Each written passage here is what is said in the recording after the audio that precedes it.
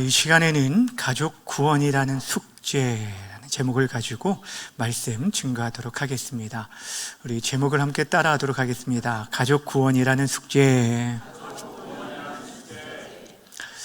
새생명 전도 축제를 2주 앞두고 설교를 준비하는 가운데 제 마음에 문득 떠올랐던 노래가 하나 있었습니다.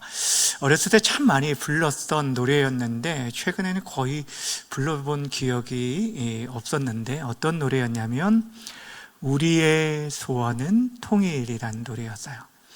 우리의 소원인 통일, 꿈에도 소원인 통일, 이정성 다하여 통일, 통일을 이루자.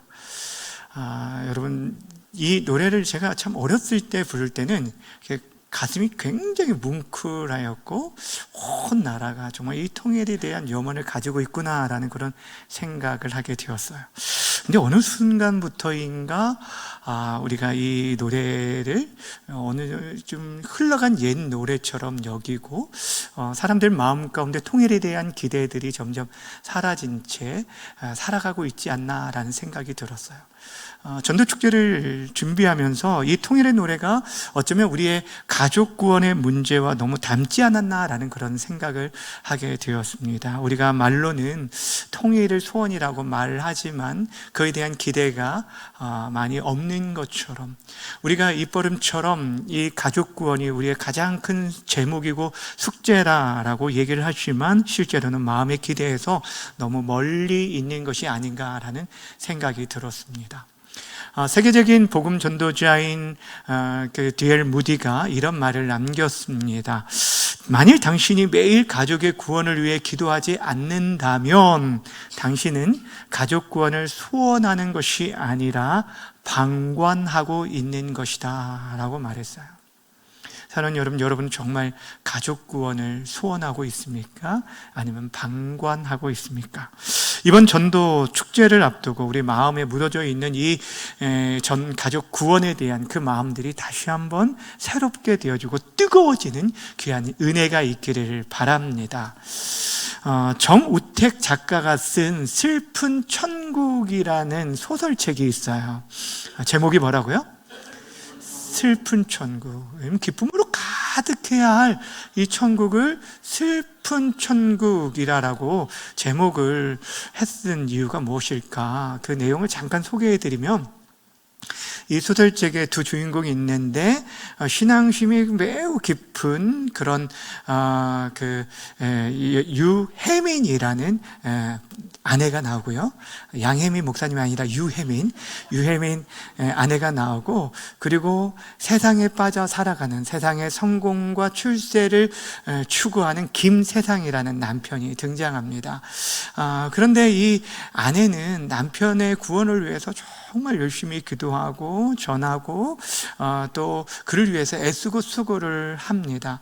그런데 이 남편은 전혀 구원에 대한 관심이 없고 또한 복음을 철저히 거부하면서 세상적으로는 어느 정도 출세하고 사람들의 인정을 받는 그런 사람이었는데 결국에는 이 아내의 그 복음을 들었음에도 불구하고 결국에 예수를 믿지 않고 죽게 되어졌어요. 근데 문제는 그 다음이에요. 이 김세상이 죽고 나서 눈을 떠보니까 하나님 앞에 서 있는데 그때야 비로소 이제 천국과 지옥이 있다는 것을 실감하게 되어지고 그 실존을 깨닫고 예수님을 간절히 찾기 시작합니다. 그 전에 아내가 해줬던 그 말을 기억하면서 예수의 이름을 그렇게 부르고 자신의 삶을 돌이키고 회개하게 되어지는데 이미 그 교회는 사라진 뒤였다라는 거예요. 아내 또한 자신이 그토록 바라던 천국에 가게 되었지만 일평생 함께했던 그 남편이 지옥에 간 것을 보고 나서 이 천국에서 참된 기쁨을 누리지 못했다라는 이 내용이 이 소설책의 이야기입니다. 여러분, 이 소설의 작가가 우리에게 주려고 하는 메시지는 분명합니다. 구원이라는 것은 여러분, 우리가 어떤 가족을 통하여서 저절로 이루어지는 것이 아니라 철저히 하나님과 우리 사이의 1:1 관계라는 거죠. 일평생 몸을 섞고 살았던 이 남편과 아내라고 하더라도 저절로 그들을 그리스도께 인도할 수 있는 것이 아니라는 것이죠. 더 나아가서 구원이라는 것은 반드시 때가 있다는 것을 우리에게 말씀해 주고 있어요. 죽음 이후에 우리가 아무리 돌이키고 후회하고 우리가 그곳에서 한탄한다 할지라도 우리의 결정적인 운명이 죽음 이후에는 바뀌지 않는다는 것을 말해주고 있다는 거예요. 어찌 보면 우리가 이 땅에 살아가는 동안 숨을 쉬고 있는 지금 시간, 이 지금이라는 시간이 우리가 복음을 받아들일 수 있는 유일한 시간이고 우리의 가족들에게 주어진 골든 타임이라는 거예요. 우리에게 주어진 시간을 귀하게 여기라 라는 이 메시지가 이 작가의 이 책에 소개되어져 있습니다. 사랑하는 여러분, 오늘 설교의 제목이 뭐라고 했죠? 벌써 잊어버리면 안 되는데요. 처음부터 다시 시작해야 하나요? 가족 구원의 숙제. 학교 다닐 때 숙제를 얼마나 열심히 하셨는지는 모르겠지만 우리들이 이 땅 가운데 남은 생에 정말 감당해야 할 숙제가 하나 있는데 바로 이 가족 구원의 숙제라는 거예요. 근데 문제는 이 숙제가 결코 쉽지 않다라는 것입니다. 여러분, 차라리 우리가 믿지 않는 사람들, 전혀 모르는 사람들을 전도하는 것은 오히려 쉬울 수가 있는데 가족 구원은 오히려 참 힘든 것을 보게 됩니다. 예수님의 형제들 한번 보세요. 그들은 처음에 예수님을 믿지 않고 오히려 박해하는 그런 모습들을, 배척하는 모습을 보게 되잖아요. 그러니까 예수님에게 있어서도 가족 구원은 좀처럼 쉽지 않았다는 것을 우리에게 보여주고 있습니다. 그만큼 어려운 것이 가족 구원이라는 거예요. 그렇다면 우리가 이 가족 구원, 우리들이 이 전도 축제만을 위해서가 아니라 일평생 감당할 이 숙제를 위해서 우리가 이 가족 구원의 일들을 어떻게 감당해 나가야 할 것인가, 오늘 몇 가지 생각해 보길 원하는데, 첫 번째로 이 가족 전도가 힘들고 어려울지라도 이미 구원받은 우리들은 이 가족 구원을 위해서 부름받은 사명자임을 기억하라 라는 거예요. 우리가 무엇이라고요? 사명자다. 따라합시다. 우리는 사명자입니다. 그렇습니다. 여러분, 하나님께서 저와 여러분들을 구원하신 목적이 무엇일까요?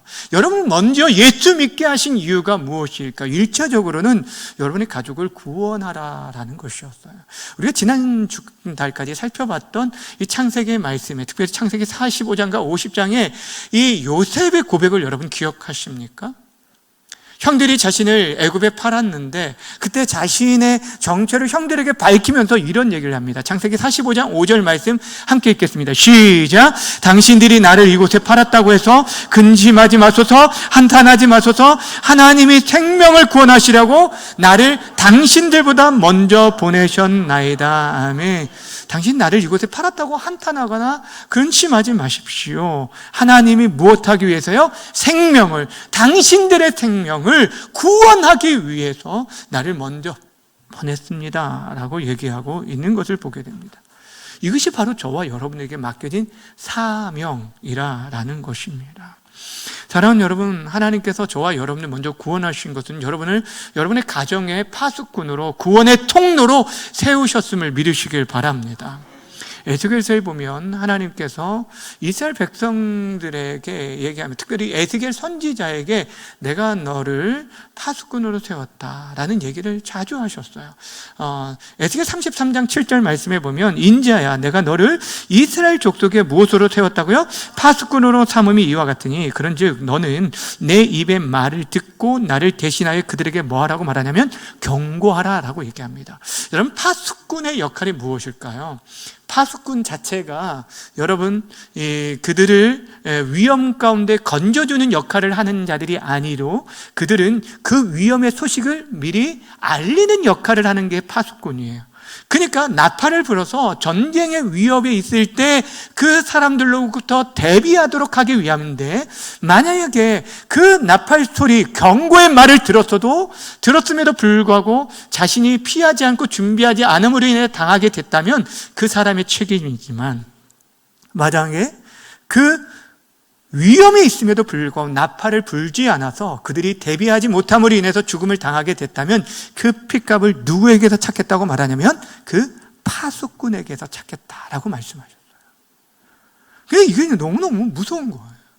하나님께서 우리 가정에 바로 우리에게 그런 역할들을 맡겨주셨다라는 것입니다. 사도 바울이 우리에게 맡겨진 이 가족들에 대한 책임에 대해서 디모데전서 5장 8절에서 이렇게 얘기하고 있습니다. 함께 읽겠습니다. 시작. 누구든지 자기 친족, 특히 자기 가족을 뭐하지 아니하면, 돌아보지 아니하면 믿음을 배반한 자요 불신자보다 더 악한 자니라. 돌보지 않은 것. 그러니까 이게 1차적으로는 그들을 필요에 따라서 이렇게 돌아보는 것을 얘기합니다. 과부가 있다라고 한다면 그들의 필요를 채워주고, 연약한 자들 돌아보라라는 얘기를 하지만 이것은 육적인 필요만이 아니라 영적인 필요에 대해서도 마찬가지라는 것입니다. 사랑하는 여러분, 감사한 것은 무엇이냐면 하나님께서 우리에게 가족 구원에 대해서 여러 약속들을 주셨다라는 것이에요. 그 가운데 대표적인 약속의 말씀이 사도행전 16장 31절입니다. 함께 읽습니다. 시작. 주 예수를 믿으라. 그리하면 너와 내 집이, 다시 한번 큰 소리로 외칩니다. 주 예수를 믿으라. 그리하면 너와 내 집이 구원을 받으리라. 아멘. 여러분, 이 약속의 말씀을 온전히 붙드시기를 바랍니다. 주 예수를 믿으라. 예수를 나의 주와 그리스도로 믿으면 너와 너희 집이 구원을 받을 것이다 라는 하나님의 약속의 말씀입니다. 근데 여러분, 우리가 오해하지 말아야 할 것은 무엇이냐면 이 말씀 자체가 한 사람이 구원을 받으면 자동적으로 모든 가족들이 구원을 받는다라는 얘기가 아니라는 것이에요. 이것은 무엇을 얘기하냐면 이 가정이라는 오이코스라는 말은 가장의 그 영향력 아래에 있는 공동체를 말하는 거예요. 그러니까 그 가장 한 사람이, 영적인 가장도 말하는 거예요. 그 가장 한 사람의 어떤 결단과 그 헌신과 수고와 믿음을 통하여서 나머지 모든 사람들이 그 복음의 은혜 안에 거할 수 있는 놀라운 그 은혜 안에 있다라는 것들을 우리에게 말씀해 주고 있는 것입니다. 가족 전체가 복음에 들어갈 수 있는 결정적인 통로가 될 수 있다라는 것이죠. 그리고 이 말씀처럼 사도행전 16장 후반에 보면은 빌립보 감옥의 간수가 자신만 믿은 것이 아니라, 자신뿐 아니라 모든 가족들이 함께 세례를 받고 예수를 믿음으로 인해 구원받는 역사가 나타나게 되어진 것을 보게 됩니다. 다시 말하면 이 말씀은 자동 구원을 보장해 주는 말씀이 아니라 우리 한 사람 한 사람이 가족 구원의 온전한 통로가 될 수 있음을 말씀해 주고 있어요. 구약성경 여호수아 2장에서도 보면 이 내용과 비슷한 내용이 나오는데, 우리가 알고 있듯이 여리고성의 기생 라합이 어떻게 구원을 받게 됩니까?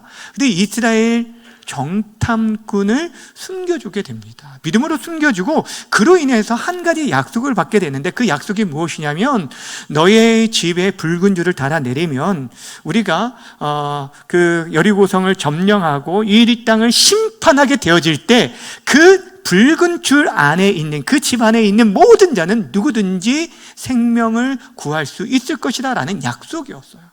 그러니까 이 라합 한 사람의 믿음을 통해서 그 가족들은, 그 집안에 거하는 모든 가족들은 구원을 받을 수 있는 은혜를 누리게 된 거예요. 심판 가운데 구원을 받을 수 있는 기회를 얻게 되어진 거예요. 자, 그런데 중요한 게 있습니다. 라합이 이 말을 다른 누군가에게, 가족들에게 전해야 하잖아요. 그 가족들이 그 얘기를 듣고 그 붉은 집에 모여 있는 자만이 구원을 받게 되어지고, 그 말을 전했음에도 불구하고 받아들이지 않고 그 안에 거하지 않았다라고 한다면 아무리 친척이고 가족이고 할 것 없이 그들은 멸망할 수밖에 없다는 거예요. 이것이 가족 구원에 대한 하나님께서 우리에게 주신 말씀인 것입니다. 전에 사랑하는 여러분, 기억하시길 바랍니다. 하나님께서 저와 여러분들을 먼저 구원하여 주신 이유는 무엇이라고요? 1차적으로 우리의 가족들을 구원하는 구원의 통로로 삼기 위해 이 시대에 여러분들이 아브라함이 되길 원하고 라합이 되어지길 원한다라는 것입니다. 따라합시다. 우리가 사명자입니다. 그러게 다른 사람 누군가 해주겠지가 아니라 우리들이 그 사명을 맡은 자임을 기억하시면서 여러분 힘쓰고 애쓰며 우리에게 허락하신 이 숙제에 잘 감당하시길 바랍니다. 두 번째 생각할 것은 우리 안에 이 가족 구원에 대한 진정한 갈망, 이게 이 가족 구원에 대한 진정한 소원을 품고 이에 대한 희생을 마다하지 않아야 한다라는 거예요. 여러분, 우리가 가족을 구원한다는 거, 앞에서 우리가 말했던 노래처럼 우리의 소원은 통일이라고 그냥 습관처럼 노래를 불러왔지만 정말 그것을 소원으로 품고 이를 위해 준비하며 나아가는 사람이 얼마나 되냐라는 거예요. 우리 교회 공동체가 북한 재건 우리 노예 안에 북한 재건 위원회가 있고 또 총회가 북한 재건 위원회가 있어요. 그러니까 북한에 무너진 2,700개의 교회를 통일되어지면 한국 교회가 한 교회씩 감당해서 재건하자라고 하면서 우리가 사리원 교회에 담당하게 되어졌어요. 사리원 교회. 여러분 이름을 기억하시기 바랍니다. 그래서 우리가 1년에 조금씩 이게 저축을 해서 지금 몇 천만 원을 지금 모아놓고 있는 이유가, 이 돈은 절대 교회가 아무리 돈이 없어도 쓰지 않는 이유가 뭡니까? 이건 북한 교회를 재건하기 위한, 우리가 쓰기 위한 준비하고 있는 거예요. 그렇게 준비하는 무엇인가가 있어야 한다는 거죠. 무엇을 얘기하냐면 우리 가족 구원에 있어서도 정말 우리의 마음 가운데 단순히 이루어져도 되고 안 이루어져도 되는 그런 어떤 간단한 단순한 바람이 아니라 이 일은 반드시 이루어져야 하는 정말 진정한 소원이 되어야 한다라는 것을 말해주고 있어요. 여러분, 오늘 우리가 읽은 본문 말씀이 로마서 몇 장이었죠? 9장입니다. 근데 로마서 8장은 성경 전체에서 가장 놀라운 복음의 핵심이 담겨져 있는 보석과 같은 장이라고 여러 차례 말씀드렸어요. 그러니까 처음에 어떻게 시작하냐면 우리가 그리스도 예수 안에 있는 자는 결코 정죄함이 없다라고 선포하고 시작하고, 마지막에 가서는 우리를 그 어떤 것으로도 하나님의 사랑에서 끊을 수 없다라는 이 복음에 대해서, 그 영광스러움에 대해서 이 사도 바울이 그렇게 선포하였던 것을 보게 되죠. 그런데 9장에 와서 도리어 이 사도 바울이 뭐라고 말을 하냐면 자신 마음에 큰 근심과 끊이지 않는 고통이 있다라고 얘기를 하고 있어요. 여러분, 무엇이 그토록 그렇게 복음의 영광을 선포했던 사도 바울이 갑자기 도리어 왜 그 마음에 큰 근심과 끊이지 않는 아픔이 있다라고 얘기했을까요? 무엇 때문에 그랬을까요? 바로 가족 때문이었다는 거예요. 가족 때문에. 오늘 로마서 9장 1절부터 3절까지를 다시 한번 읽어보면서 사도 바울이 무엇 때문에 그랬는지 함께 읽어보겠습니다. 시작. 내가 그리스도 안에서 참말을 하고 거짓말을 아니하노라. 나에게 큰 근심이 있는 것과 마음에 그치지 않는 고통이 있는 것을 내 양심이 성령 안에서 나와 더불어 증언하노니 내 자신이 저주를 받아 그리스도에게서 끊어질지라도 원하는 바로다. 아멘. 나에게 큰 근심이 있고 마음에 그치지 않는 고통이 있다라고 얘기를 하고 있어요. 그러니까 지금 그가 얼마나 그 마음에 아픔이 있는지 말하는데, 무엇 때문에 말하냐면 자신의 형제 고륙 친척 때문이라고 얘기합니다. 그들이 예수 그리스도의 복음을 받아들이지 않기 때문이었어요. 그래서 사도 바울이 유대인임에도 불구하고 이방인의 사도로 부르심을 받고 그 유대인들의 그 구원받지 못함으로 인해서 늘 그 안타까움을 가지고 그렇게 지금 얘기하고 있는 것을 보게 되어주죠. 그러면서 저들이 정말 구원을 받을 수만 있다면 내가 어떤 것까지로 감수하겠다고 말하냐면, 내가 그리스도에게서 끊어져, 저주를 받아 그리스도에게서 끊어져도 내가 원하고 원한다라고 얘기하고 있어요. 내가 천국에 가지 못하는 일이 있을지라도 저들만큼은 하나님 구원해달라라고 지금 간절하게 절규하며 하나님 앞에 나아가는 그런 모습을 보게 되죠. 단순히 그들이 예수를 믿었으면 좋겠다라는 그런 막연한 바람이 아니라 가족의 구원을 위해서라면 그 어떤 희생도, 그 어떤 결단도, 고난도, 저주도 감내하겠다라고 얘기하고 있는 것이에요. 여러분, 왜 바울이 이렇게까지 말했을까요? 바울이 예수님을 만난 이후에 그의 삶은 완전히 바뀌게 되었어요. 이전에 그렇게 세상의 성공, 어찌 보면은 그 많은 사람들이 추구했던 그 모든 사람들이 부러워할 만한 그런 엘리트 중에 엘리트였는데도 불구하고 자신이 그동안에 쌓았던 모든 그 스펙들, 그 모든 커리어들을 배설물처럼 여기면서 예수 그리스도를 아는 지식의 가장 고상함이라고 하면서 그 모든 것들을 버렸어요. 그러면서 지금 영광스러운 복음을 위해서 자신의 인생을 헌신하며 투지하며 복음의 영광을 선포했던 그가 왜 지금 내가 저주를 받을지라도 그리스도에 끊어질지라도 바라는 것이 있다라고 얘기할까요?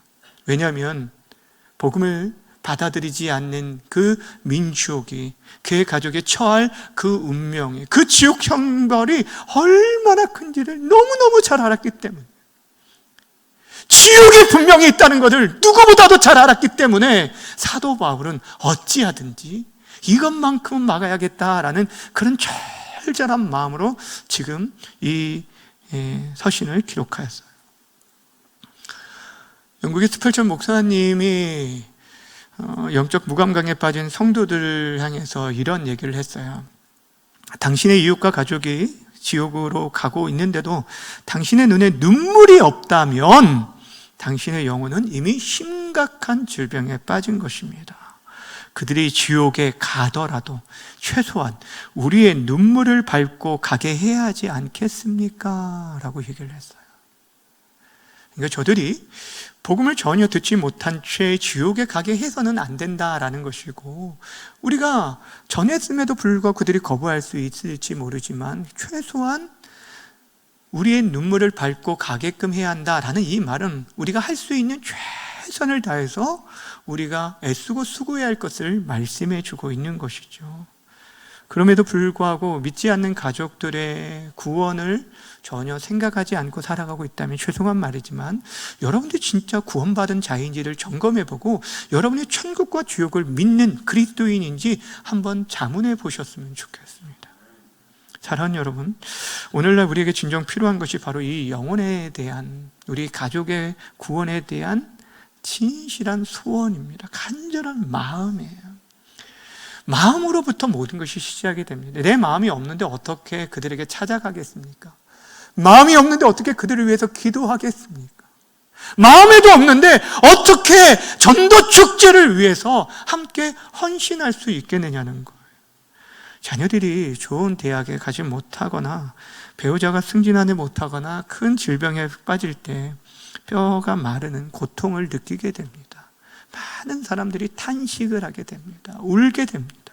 근데 정작 그들의 영혼이 지옥으로 향해 가고 있는데도 불구하고 우리의 영혼이 무감각하고 있다라고 한다면 여러분, 우리는 철저히 하나님 앞에서 다시금 회개해야 합니다. 가족 구원은 우리의 적당한 바람이 아니라 생명을 건 그런 간절한 소망이 되어야 하는 것이에요. 이것이 바로 저와 여러분들에게 필요한 마음입니다. 오늘 우리 안에 바울이 내가 저주를 받을지라도, 저주를 받아 그리스도에서 끊어질지라도 간절히 바란다라는 그런 마음의 소망이 여러분 가족 구원에 있어 다른 어떤 것이 아니라 내가 이것만 이루어지면 내가 더 이상 소원이 없겠다, 어떤 여러분들이 바라는 어떤 로또 당첨이나 어떤 주식 이런 것들이 아니라 정말 예수 그리스도 안에서 우리의 사랑하는 가족들이 하나 되어지는 것, 이것이 저와 여러분들의 진정한 소원이 되어지기를 바랍니다. 그리고 이 일이 우리의 입으로만의 소원이 아니라 그 어떤 희생을 감수하더라도 저들을 구원하겠다는 각오와 결단이 회복되어지기를 주님의 이름으로 간절히 축원합니다. 자, 그렇다면 우리들이 그 가족 구원의 숙제를 어떻게 감당을 해야 할까? 우리가 먼저 생각해야 할 게 무엇이냐면 이 가족 구원은 우리의 노력과 수고에 의해서 인간의 설득으로 이루어지는 것이 아니라 철저히 하나님의 절대적인 주권에 속했다는 걸 먼저 인정을 하셔야 돼요. 내가 애쓰고 노력한 만큼 이루어지는 것이 아니다는 거죠. 그렇다고 뭐 하나님 주권에 속했으면 하나님 알아서 하시겠지라고가 아니라, 여러분, 하나님께서도 우리를 통해서 일하시기를 원하시며 또한 저들이 구원받기를 누구보다도 원하시는 분이 하나님이시라는 것을 우리는 기억해야 하는 것입니다. 그러기에 우리들이 하나님의 주권을 신뢰하되 해야 할 일들이 많이 있지만, 여러분 남은 2주 동안 여러분들이 애써야 할 것 2가지가 있어요. 첫째는 기도의 무릎을 끝까지 꿇으시라는 거예요. 왜냐하면 여러분, 이 전도는요 영적 전쟁입니다. 마귀가 가장 싫어하는 것이 바로 이거예요. 그러니까 여러분들 사랑하는 아내와 남편과 자녀들이요, 그렇게 말을 잘 듣는데도 불구하고 이 교회에 오는 것들에 대해서 마음이 닫혀지는 것은 다른 것이 아니에요. 이걸 방해하는 무리들이 있다라는 거예요. 하나님 기뻐하시는 일들을 방해하는 이 영적 전쟁을 우리의 힘으로 감당할 수 없기 때문에 성령의 은혜를 구하고 기도의 무릎을 꿇어야 한다라는 거예요. 그때만이 하나님의 역사하심의 역사로 인해서 그들의 마음이 녹아지는 역사가 있게 되어주는 거예요. 우리의 기도가 힘이 없고 연약한데 어떻게 그 일들의 마음들이 열어질 수 있을까라고 생각할 수 있을지 모르지만, 포기치 말고 기도하면 하나님 역사해 주십니다. 여러분, 기독교 역사 가운데 위대한 사상가였던 성 어거스틴, 이 어거스틴, 여러분 그 삶을 한번 보세요. 그는 일찍이 젊은 시절에 얼마나 방탕하였냐면, 그가 만이교를 따른, 지금으로 말하면 이단에 빠져 있었던 사람이었고, 또한 사생활을 낳을 정도로 방탕한 사람이었어요. 그 어머니의 근심 걱정거리가 바로 이 어거스틴이었어요. 어머니 모니카는 그를 위해서 끊임없이 기도했지만 좀처럼 나아지고 변화되는 것이 없었는데, 한 번은 절망 가운데 있었던 그에게 암브로스 교부가 와서 그를 격려하면서 해줬던 말이 우리에게 유명하게 남아있잖아요. 무엇입니까? 기도하는 자는 결코 망하지 않습니다. 어머니의 눈물의 기도는 결코 헛되지 않습니다 라는 것이었어요. 사랑하는 여러분, 이 모니카는 그 말씀에 도전을 받고 다시금 무릎을 꿇고 기도하였고, 그가 정말 위대한 기독교 사상가로서 아름답게 쓰임받게 되었다라는 거예요. 사랑하는 여러분, 우리의 기도가요 한 방울 한 방울 떨어지는 이 낙숫물처럼 정말 결정적인 때의 위력을 나타내게 돼요. 한 방울의 물은요 힘이 없어요. 어떤 영향도 나타날 것 같지 않지만, 그 낙숫물이 한 곳을 향해서 끊임없이 떨어지면 단단한 바위도 깨지는 역사가 나타나게 돼요. 하나님의 결정적인 순간에 그 심령의 변화의 역사가 기도를 통해 이루어질 줄 믿고, 여러분 기도의 사명을 잘 감당하시기를 바랍니다.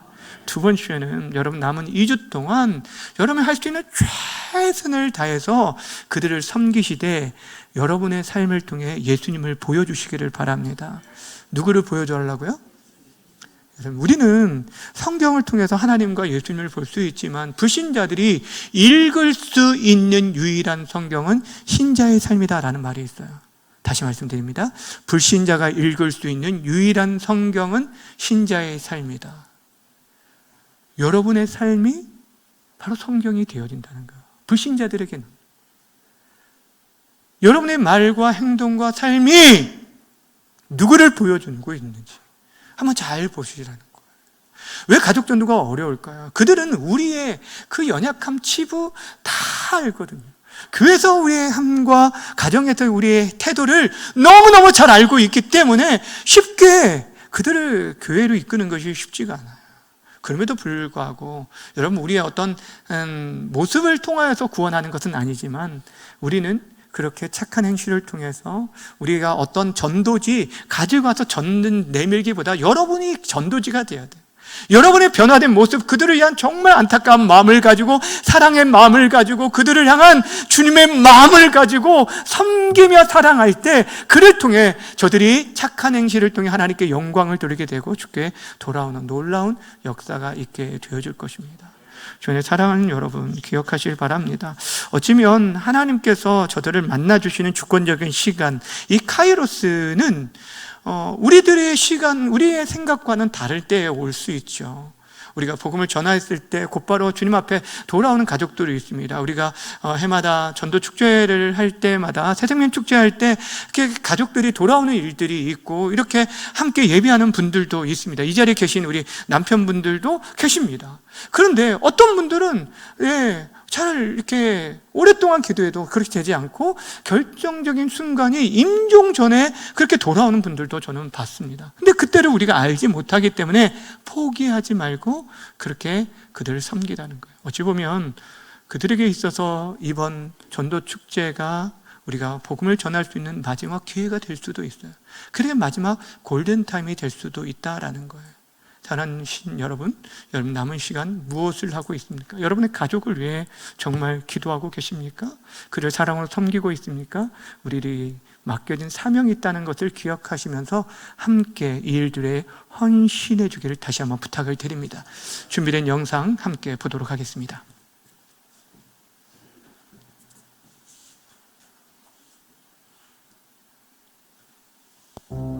이런 상태라면 1년 3개월 정도밖에 남지 않았습니다.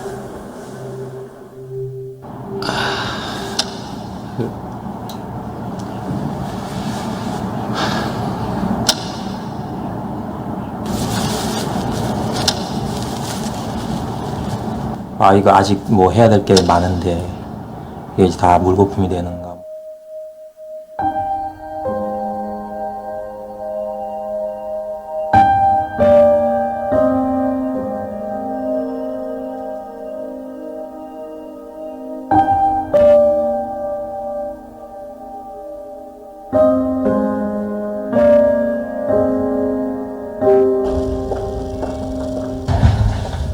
좀 많이 아프시죠? 검사 결과가 좀 나왔는데 생각보다는 조금 좋지 않게 나왔습니다. 좀 이런 말씀드리기 좀 뭐하지만 이런 상태면 한 9개월 정도 나오실 것 같습니다. 뭐가요? 뭐가 잘못 나온 건데요? 6개월 정도밖에 남지 않았습니다. 네? 뭐가요?